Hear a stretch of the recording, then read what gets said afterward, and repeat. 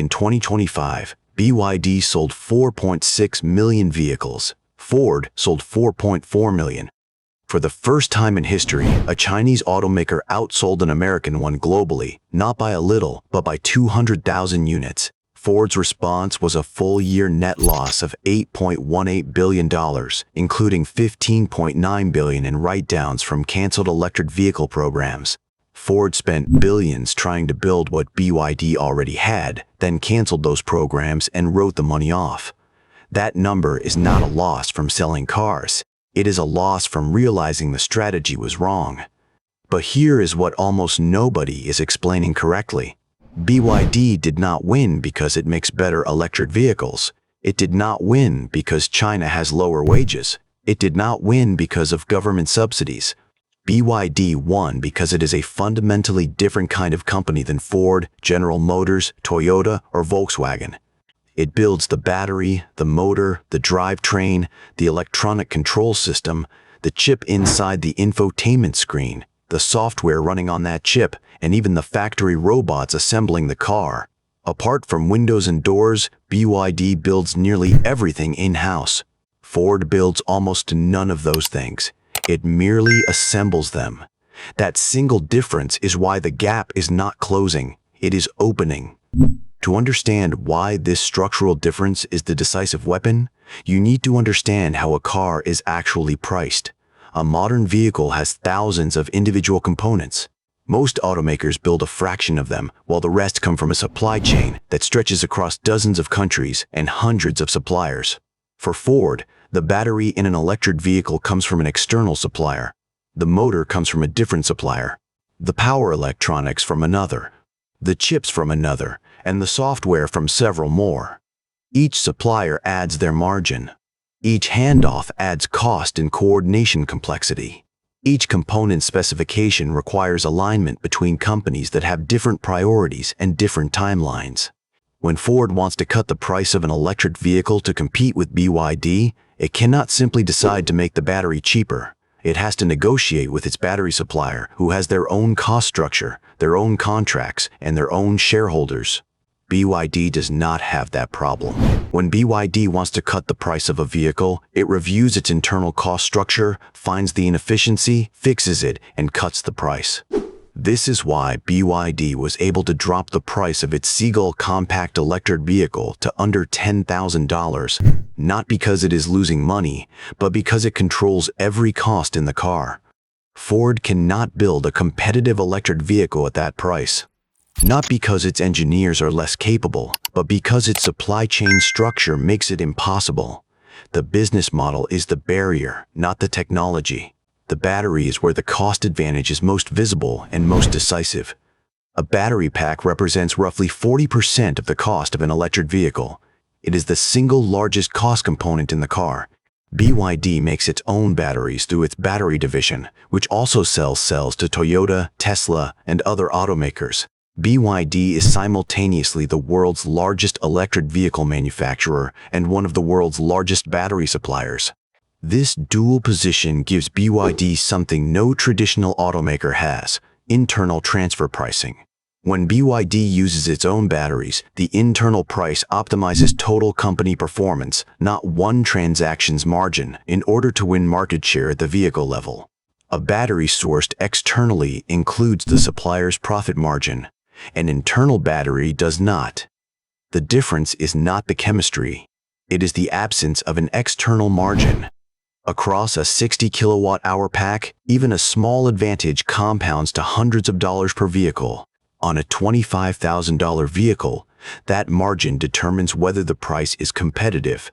Multiply that cost advantage across the motor, the drivetrain, the power electronics, and the software, and the total advantage compounds to thousands of dollars per vehicle.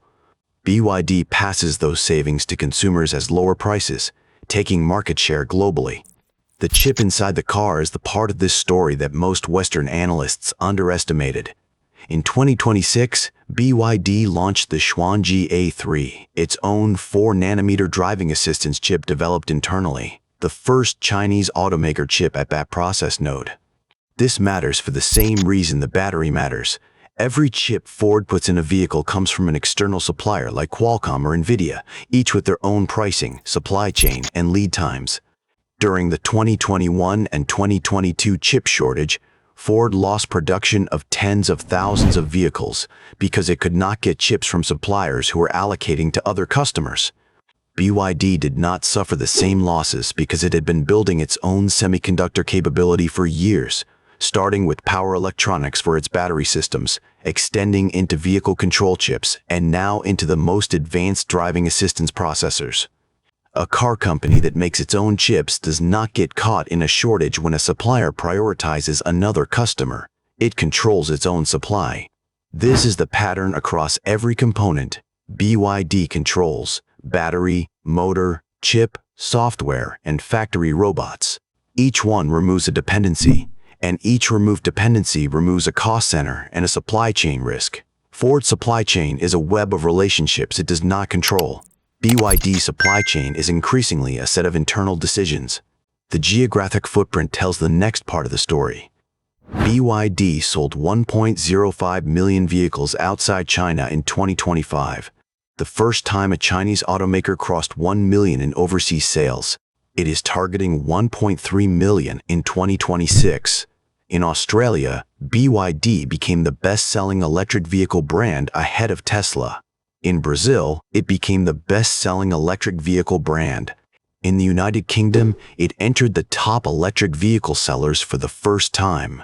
Southeast Asia, Mexico, Hungary, BYD has established factories or announced factory construction in each of these markets, not just exporting from China, but building locally to avoid tariffs and build relationships. The Thai factory opened in 2024. The Brazilian factory is operational. The Hungarian factory, the first Chinese automaker facility in the European Union, opened in 2025. This is a replication of the strategy Toyota used in the 1980s and 1990s.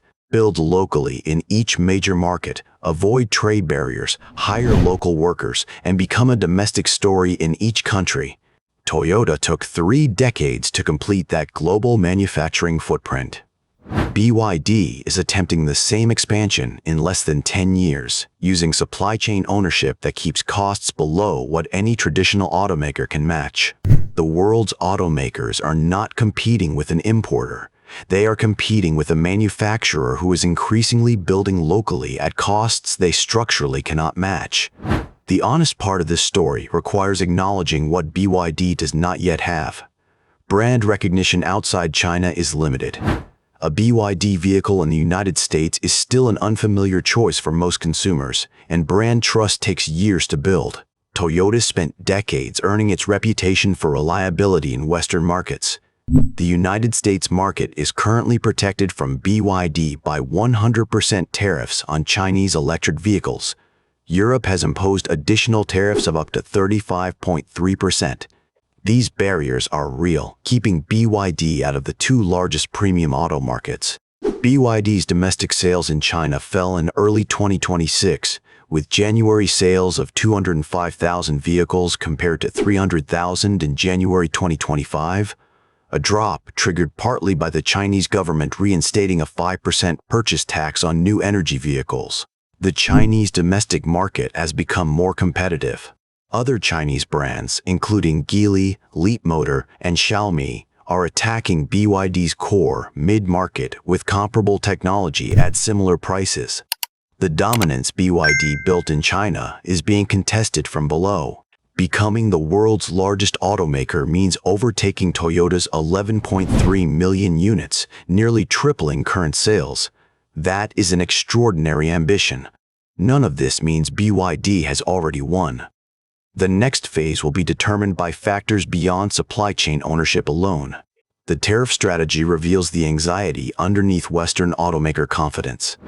100% tariffs on Chinese electric vehicles in the United States, up to 35% in the European Union, and Canada matching the US position. These are not normal trade barriers. Normal tariffs are 10 to 25%, affecting price without blocking entry. 100% tariffs are designed to block entry completely. They represent an admission that Western automakers cannot compete with Chinese electric vehicles at open market prices. Ford's chief executive Jim Farley said it on the earnings call. The Chinese auto industry represents the most competitive threat in the history of the automobile. He said this after reporting $8.18 billion in losses. The tariffs buy time for Ford and General Motors to complete their transition to electric vehicles without being immediately displaced by manufacturers whose cost structures make competition impossible at open prices. But time has a cost. Every year the tariffs stay. Western automakers are competing against each other in a protected market instead of competing against the global cost curve that BYD represents.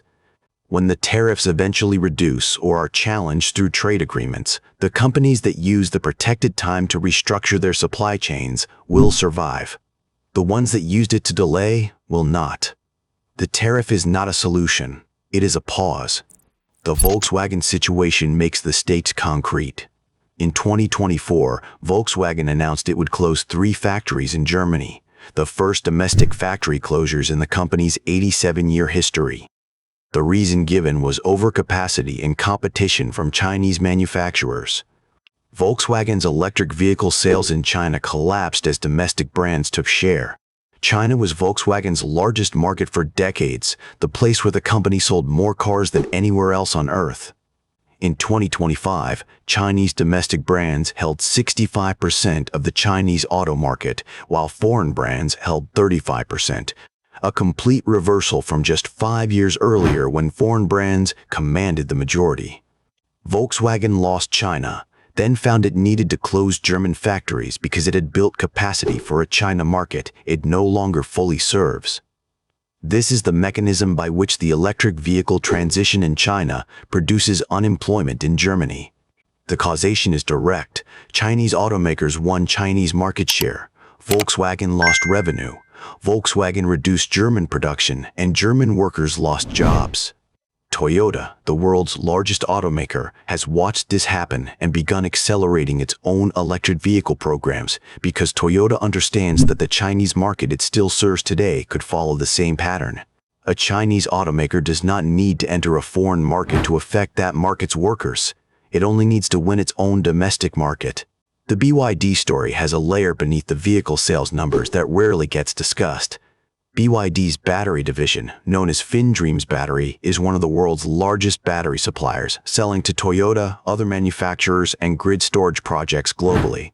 This means BYD benefits twice from every electric vehicle sold, once from the vehicles it builds itself, and once from the batteries it supplies to competitors building their own vehicles.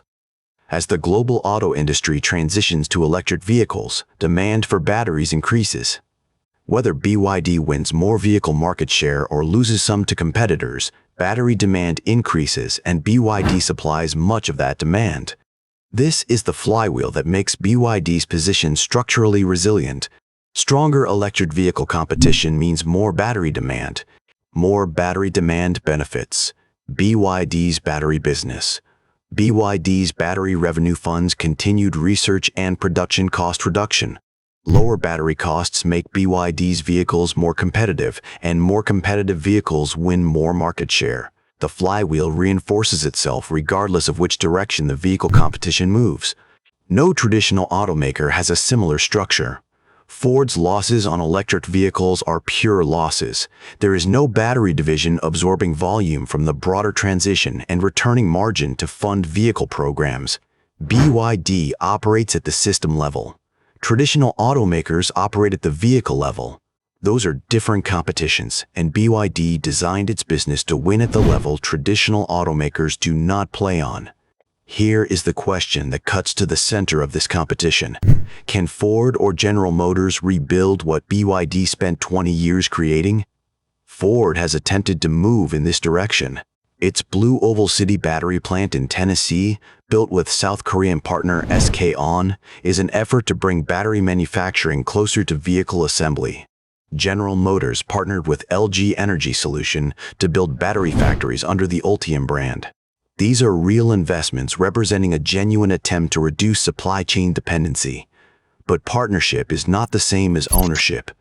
Ford does not own its battery chemistry, and General Motors does not own its cell manufacturing process.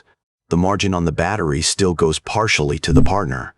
BYD owns the chemistry. It developed its blade battery design internally, holds the patents, and controls the manufacturing process.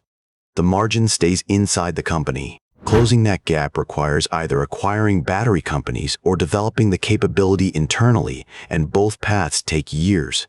BYD started building its battery capability before it was a major automaker, before electric vehicles were a mainstream product, and before anyone outside China was paying attention to what Warren Buffett was doing when he bought a stake in the company in 2008. The investment that created the advantage was made when the advantage was not yet visible. That is the hardest kind of advantage to replicate, because by the time competitors recognize it as an advantage worth having, the company that built it is already years ahead on the learning curve. What happens next depends on three variables that are all in motion simultaneously. First, the tariff trajectory. 100% tariffs cannot last indefinitely. Trade agreements, World Trade Organization challenges, and diplomatic negotiations will eventually pressure them. When they reduce, the timeline for BYD's entry into protected markets shortens. The question is, how much of the structural gap closes before that moment arrives? Second, BYD's international manufacturing expansion. A BYD vehicle built in Hungary is not subject to European Union tariffs. A BYD vehicle built in Mexico under existing trade agreements has different tariff exposure than one shipped from China. As BYD completes its global factory network, the tariff protection that Western automakers rely on becomes less relevant. Third, the competitive response from legacy automakers. Stellantis formed a partnership with Leapmotor, the Chinese electric vehicle brand, to distribute and eventually produce Leapmotor vehicles in European markets. Other legacy automakers are considering similar arrangements. Licensing Chinese technology or distributing Chinese vehicles under existing brand relationships is a faster path to electric vehicle competitiveness than building the capability from scratch. None of those three variables points toward the traditional automotive industry recovering its position without fundamental restructuring. The gap between BYD's cost structure and that of traditional automakers is not a product design problem. It is an industrial architecture problem, and industrial architecture takes decades to change. In 2025, BYD sold 4.6 million vehicles. Ford sold 4.4 million. Ford lost $8.18 billion while BYD posted record profits. BYD builds its own battery, its own motor, its own driving chip, its own software, and its own factory robots. Ford builds the car, but BYD builds the company that builds the car. That structural difference cannot be closed by a software update, a new vehicle launch, or a tariff that keeps competition out for another 3 years. The Volkswagen factory closures in Germany are not an isolated event. They are the first visible consequence of a supply chain battle Western automakers have been losing for a decade. BYD's chief executive, Wang Chuanfu, says the company will be the world's largest automaker within 5 years, overtaking Toyota's 11.3 million units. The automobile was invented in Germany. Mass production was invented in Detroit. Electric vehicles at scale were invented in China. Can Western tariffs actually save legacy automakers, or are they just delaying an inevitable takeover? Drop your thoughts in the comments below.